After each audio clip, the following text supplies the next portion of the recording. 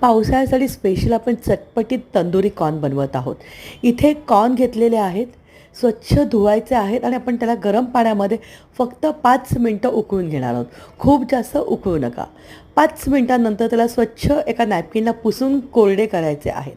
आता तंदुरी मसाला बनवण्यासाठी इथे दही आणि बाकीचे साहित्य घेतलेलं आहे. डिटेल रेसिपी मी वरती दिलेली आहे, ती नक्की चेक करा.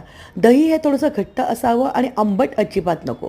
त्यात चाट मसाला, आमचूर पावडर, धना पावडर, जिरा पावडर, लाल मिरची पावडर हे सगळं घेतलेलं आहे. आलं, लसूण, हिरवी मिरची पेस्ट आहे आणि बाइंडिंगसाठी 1 टेबलस्पून मी बेसनसुद्धा घेतले. बेसन मी आधी भाजून घेतलं होतं. आता छानपैकी याला मिक्स करायचं आहे आणि 1 टेबलस्पून तेलामध्ये मॅरिनेट करून हे सगळं आपल्याला कॉर्नला लावून घ्यायचं आहे. साधारणपणे अर्धा तास याला फ्रीजमध्ये असंच राहू द्या. जर तुमच्याकडे OTG असेल तर 200 डिग्रीला एक 15 ते 20 मिनटं किंवा एअर फ्रायरमध्ये 15 ते 20 मिनटं तुम्ही ह्याला बेक करू शकतात. OTG किंवा एअर फ्रायर नसेल तर डायरेक्ट गॅसवरती धरून तुम्ही ह्याला तंदूर करू शकतात.